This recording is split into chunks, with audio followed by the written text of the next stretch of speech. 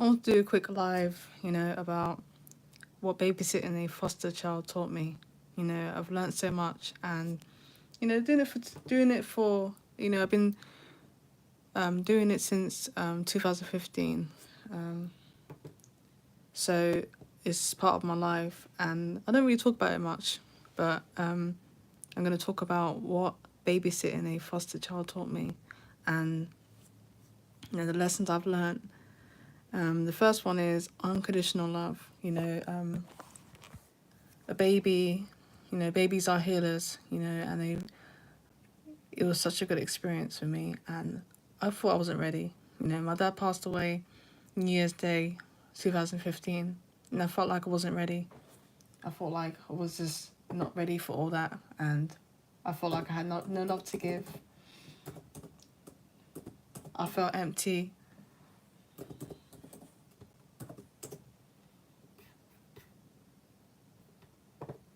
I just felt like I had nothing to give, and it made me really happy knowing that a child would want to be near me, and I had a lot of fun. And when it comes to being nurturing and mothering, I never saw it coming that I could do that because as a model, people always say that we're not mother material, we're not wifey material, and having that chance to babysit and look after a baby and seeing him go from a baby to a toddler, it made me feel so good. It made me feel like, wow, he loves me, and it was just such a good experience, and it helped me to be selfless. It helped me to be selfless. It helped me to not, think it's all about me being selfish, and just helped me with time as well. I sacrifice my space, my time, and it's worth it. And I always love babysitting. When it comes to teenagers, I babysit teenagers, kids, and they've been doing it for a long time, for years. And I think because I'm a model, well, I used to be a model, I hid it. I hid that side of me because of what people say about models. They say that they're not my wife material or mother material, that you won't be a good mother and stuff like that. And a lot of people go through mummy issues.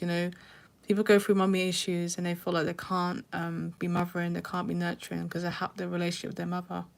They have a bad relationship with their mother, and they feel like they can't be good mothers, they can't be mothering because of the lack of experience that they have with their mother. They feel like they can't foster a child or take care of a child because they don't have a good relationship with their mum.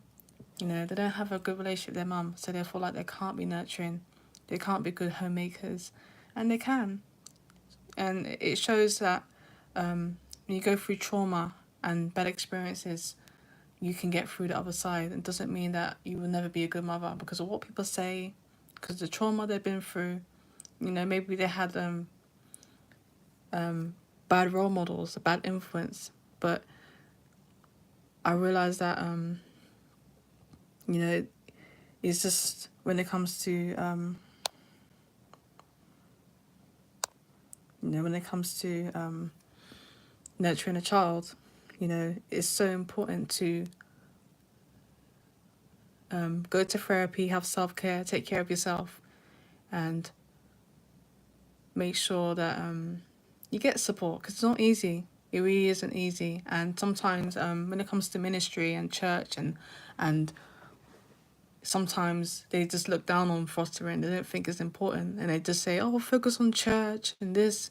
Everyone's just like, "Oh yeah, if you're not doing this in church or doing that in church, you're nothing. You're not doing anything." But fostering is like a ministry. It always says in the Bible to take care of orphans.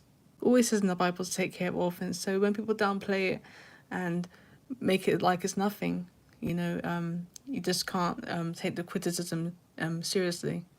And then when it comes to and the next one is patience. What babysitting a foster child taught me was patience. And it helped me to not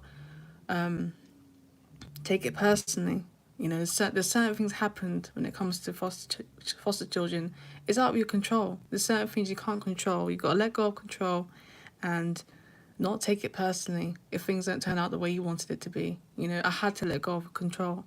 There's certain things that I had to just let go, and let God. There's certain things that happen. I thought, why me? Why has this happened to me? Why has this happened to me? And I have this timeline in my head. I had this timeline in my head of what things should be, and I felt like I had no love to give. I felt like I had no love to give. People said horrible things about me, that I'm not mother material, that I'm this and that, and my dad passed away, and I just felt like an orphan myself. I felt like alone myself. I felt like, how could I love somebody and I don't have anything? And I just felt like I had no friends. My dad passed away, and I felt like I had nothing to give. I felt like I had nothing. And the fact that I could love a baby that's not mine and see him grow up more and more each day, the milestones, it was so rewarding. And I kept it quiet. I didn't really talk about it, and and I wasn't getting the support. So I went to therapy, just to get some support. Because sometimes when you are doing fostering, you don't really get much support because it's not really a community. It's just me and but when it comes to church, there's a community and they uplift each other. But when it comes to fostering, you're in your home and you're working hard and no one sees it, and it feels like, when it comes down to it, it's getting out of hand. It's just really, really horrible. When it comes to just a minute, guys. I don't know why all these messages, all these trolls. When it comes to nurturing, it's just not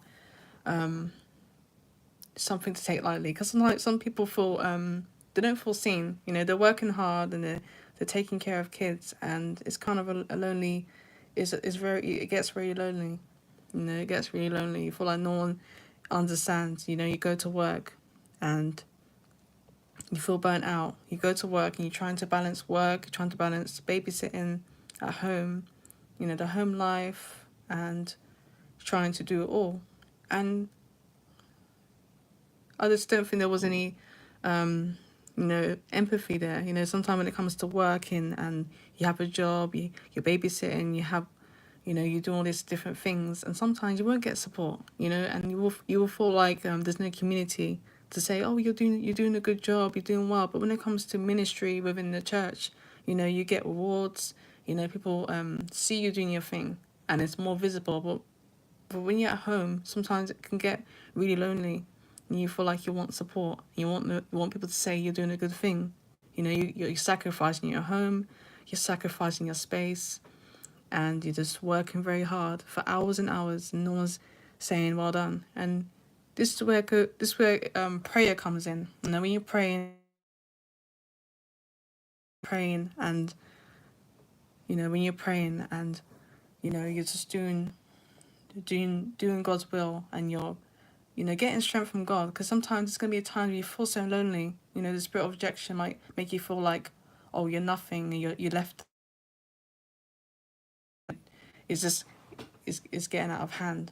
The spirit of rejection might make you feel like you're nothing, you're nobody, you're just a slave, you're not worth anything. Spirit of rejection will make you feel like you're left out, and you feel like, you like no one cares about you. You're just a slave, and the orphan spirit can make you feel like, it's just really, really hard to not take it lightly. Sometimes because it's very lonely. When you babysit and you're by yourself, the spirit of rejection can make you feel like, oh, like you're not worth anything. You're just a slave, and that you're just.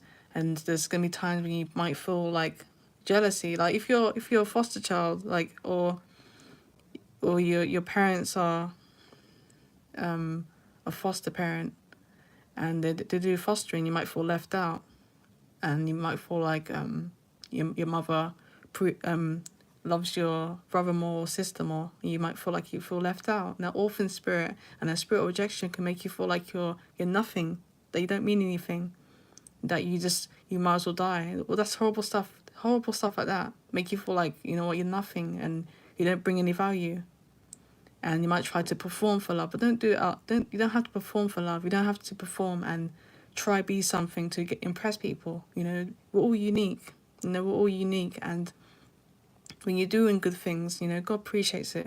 Get your strength from God, because sometimes when you seek attention from people and the validation, sometimes they move the goalposts. They go, okay, you're doing fostering, you're helping out, you're babysitting, but what about doing this? And they move the goalposts because they can see that you're desperate for approval, to say, am I doing good? Am I doing the right thing here? Am I being codependent? And when you get certain advice and stuff, sometimes it can make you feel worse. It might feel like, oh, okay, is it? Can you do this for me? I see you doing this. Can you do that? And they might just move the goalposts. And when it comes to doing ministry and purpose, and you're doing your thing, sometimes people might think, oh, that's nothing. You're not flying out doing anything. You're not traveling, and you're not really doing anything. It's just children. But children are very important, and we have to help this generation love kids again properly and not see them as a burden. It's witchcraft. Hating kids, it's witchcraft. It's not right. Thinking children are a burden, it's not right. And we have to be more, nurturing, feminine, selfless, and, just being warm, and understand that it's okay to bond. It's okay to bond, and children need love. I remember getting too attached sometimes, but at least the child can feel my love, and it's a good experience. And when the child did get adopted, it wasn't easy. There were times I cried. There were times I couldn't stop crying, and I miss. It's easy to say yes to certain things, but when kids walk away, you can have those days when you feel heartbroken. Like you might have to grieve. There's gonna be times when you may have to grieve, and it's heartbreaking. It's like heartbreak, and the uncontrollable cries, and that missing piece. You feel like something's missing all over again. I feel like I have to grieve all over again. But God can give you the strength. God will give you the strength. Sometimes you feel overlooked, like your hard work doesn't matter. If you're not in church, or if you're not traveling or on stage, it's just like it doesn't matter, because no one sees it. No one sees it. That's why I think there needs to be a stronger community when it comes to fostering, because they just feel like it's not that it's not that serious or something. But I don't know. But whatever it is, there needs to be a community, a stronger community in a village. It takes a village. So, and it helped me. And another lesson was it taught me the value of family. Family is important, and we have to be, as a nation, care about making a house a home, homemaking, having peace. Compromise. How important it is to compromise. We all want different things. We all want different things. We have certain values, and it takes compromise. There's certain things I wanted in my life, and I had a timeline. I had a timeline, and I had to change it, and I had to let go of what I can control, and I had to realize my life is unique and it's different, and my ministry is unique to other people, and I want to relate to other people. I want to do things they're doing, but there's certain. And when you're doing something meaningful in life, or like a mission or purpose and ministry, you have to realize that you can't take the objectification seriously. When someone's envious of you, or they see like you might feel like you're pretty, that they don't take you seriously, and they might say, "Oh, okay, you're doing this, but what about that?" And they might just try to provoke you because of how envious they are. And you can't take it personally. When someone objectify you, you can't take it personally, because sometimes ignorance will make people want to make people want to do certain things, and you can't take it personally when people will say, "Oh, you're not this, you're not mothering, you're not nurturing," because of maybe because you love beauty or makeup, or you're into modeling, or you do certain things, and you feel like, "Oh, this is not on brand," this is not on brand, and you have to just be yourself. I know everyone's doing fashion right now, I know everyone's doing fashion and they're doing public speaking, they're doing motivational speaking, but you know, is God calling you to do fostering? You know, is God calling you to do fostering? You know, some people are in church. They're in they were from a broken home, but they didn't talk about it. There was a scapegoat. There was a black sheep, and they probably could do something purposeful and meaningful like fostering, but they're just choosing not to do it because no one seems to want to do it. But it's so important to realize that even God mentions in the Bible about orphans. You know how important it is. It's an important ministry, and don't let no one downplay it. Don't let no one downplay it. Make it like you're not doing anything, because it's really it's not easy, and it's worth it. You know, it's a ministry, and you know everyone's having their own type of ministry and mission. And I know you might not get support or you have like a community, but sometimes all you need is God strengthening you and giving you the push. So yeah, I think that's about it. If you need any counseling or coaching or prayer requests or anything else, email me. Please subscribe to my channel. Thank you for listening.